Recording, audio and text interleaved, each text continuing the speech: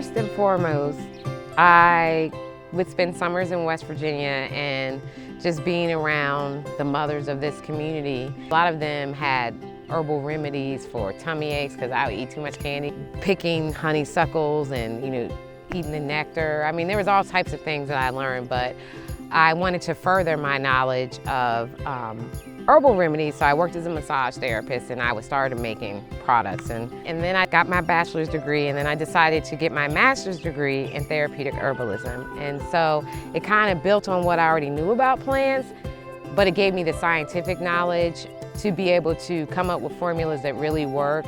It gave me access to finding research. Going to United Plant Savers and working with Paul Strauss was eye-opening because he actually makes products, but he also has a plant sanctuary, which I was like, oh, that was like my best experience ever.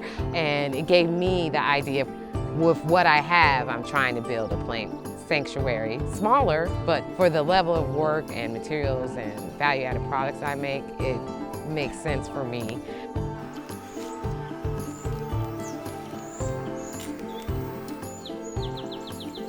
My overall business philosophy is to work with the scraps you're given, because that's what my family did. My grandmother, my grandfather, my great-great-grandparents, they had multiple diverse forms of income. That's how my family sustained itself through the Depression, after slavery.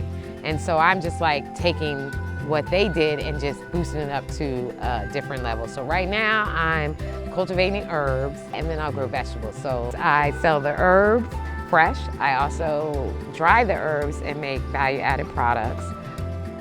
Right now the high demand herbs are black cohosh, ginseng, ramps, but they're endangered. So for me as a herbalist, I grow them, but I really don't use them. I always try to find replacement plants.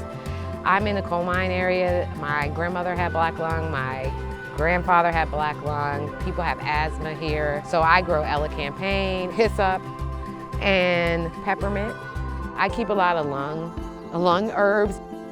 I grow motherwort because when I think of as being an herbalist, motherwort is good for the cardiovascular system, and African Americans tend to suffer from high blood pressure and cardiovascular disease, so I feel like that's a great plant to have to encourage and to support wellness in the African American communities.